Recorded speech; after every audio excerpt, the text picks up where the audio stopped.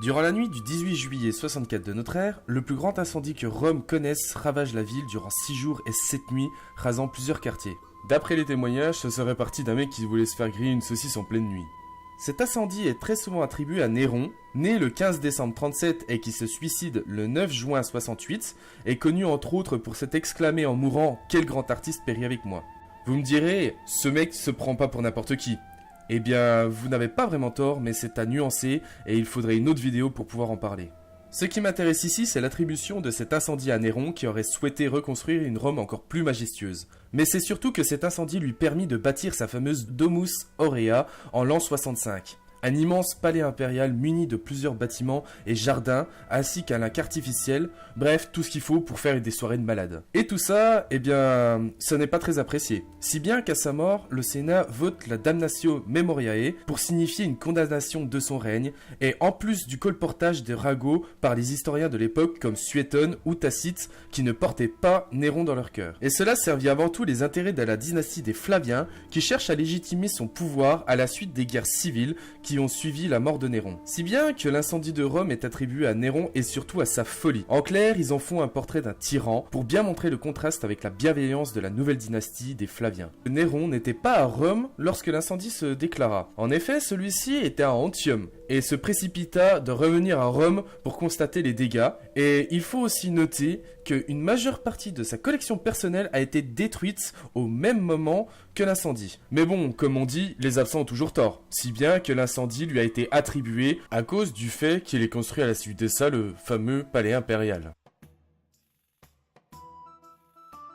Tout d'abord, je précise que ce fut un grand drame de mon adolescence lorsque j'ai appris que Charlemagne n'était pas l'inventeur de l'école. Non pas parce que j'ai été bercé par la chanson de Chantal Goya, mais surtout parce qu'on l'enseignait à l'école primaire. Pour remettre dans le contexte, pour ceux qui ne connaîtraient pas Charlemagne, Carolus Magnus, né le 2 avril 742 et mort le 28 janvier 814, fut roi puis empereur des Francs, un peuple germanique qui domine une grande partie de l'Europe et qui donnera le nom de la France après la scission de l'Empire entre ses fils. On attribue à Charlemagne l'invention de l'école, car c'est sous son règne qu'est mis en place une diffusion de l'enseignement au sein de la société franque, notamment par l'apprentissage du latin.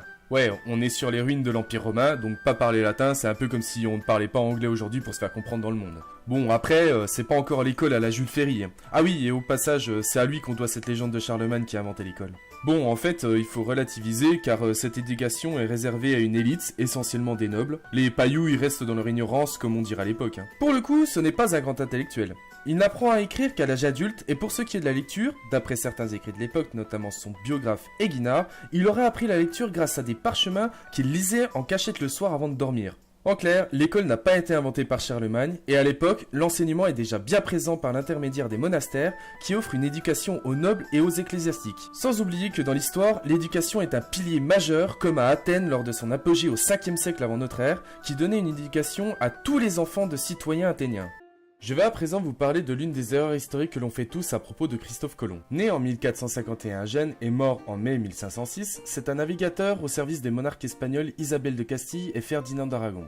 Jusque-là, ça va. Entre 1492 et 1502, il organise une expédition au nom de l'Espagne pour découvrir une nouvelle route des Indes, pour le commerce des épices entre autres, car la principale route est terrestre et surtout contrôlée par les Ottomans. Et non, le canal de Suez n'existe pas encore. Il fallait faire tout le tour de l'Afrique pour aller en Inde. Le 12 octobre 1492, il découvre les Caraïbes, plus particulièrement Cuba et Haïti, mais pense qu'il est arrivé en Inde. Forcément, quand on ne sait pas qu'il y a une grosse bande de terre entre l'Europe et l'Asie en partant à l'Est, on va pas se dire qu'on a découvert un nouveau continent, surtout quand on n'en cherche pas un nouveau. Après ça, il retourne en Espagne pour raconter son récit au roi, et ses autres expéditions ne lui feront jamais mettre un pied sur le territoire américain. Mais au fait, pourquoi on appelle ça l'Amérique, et pas la Colombique? Après tout, c'est logique, puisque c'est lui qui l'a découvert. Eh bien, cela vient tout simplement du navigateur florentin Amerigo Vespucci, qui est le premier à conclure à la découverte d'un nouveau continent lorsqu'il fait son voyage en Amérique du Sud en 1502. Bon, vous allez me dire, ok, c'est pas lui qui donne son nom à l'Amérique, il meurt sans savoir qu'il a découvert un nouveau continent, et n'y met pas vraiment les pieds. Et alors? Eh bien, quand on questionne la plupart des gens sur qui a découvert l'Amérique, les Vikings ne sont pas vraiment les premières personnes à qui on pense. En effet, vers la fin du 9e siècle de notre ère, les Scandinaves colonisent l'Islande et au 10e siècle, Ufson, un navigateur norvégien, découvre une partie du Groenland. Cela pose les bases pour une personne un peu plus connue, à savoir Éric le Rouge, fondant la première colonie viking du Groenland en 986, après avoir été banni de l'Islande. Un des 4 fils d'Éric le Rouge, Leif, décide de partir explorer des terres vers l'an 1000, découvrant ainsi les côtes du Canada. Ces faits sont controversés par les récits littéraires, mais la recherche archéologique a permis de mettre à jour plusieurs petits villages, comme le site de Lance au Meadow, classé au patrimoine mondial de l'UNESCO, sans parler du fait qu'on a retrouvé des traces vikings jusqu'au Mexique. De fait, il faut nuancer ses propos lorsque l'on parle de la découverte de l'Amérique. Certes, Christophe Colomb a découvert les îles du Caraïbe, et c'est surtout un des premiers explorateurs de l'époque moderne à traverser l'océan. Mais il ne faut pas oublier que d'autres ont mis les pieds sur la terre américaine avant les puissances européennes du 15e et du 16e siècle. Si cette vidéo vous a plu, n'hésitez pas à partager et à mettre un like, et à mettre dans les commentaires vos questions. À la prochaine pour une nouvelle vidéo.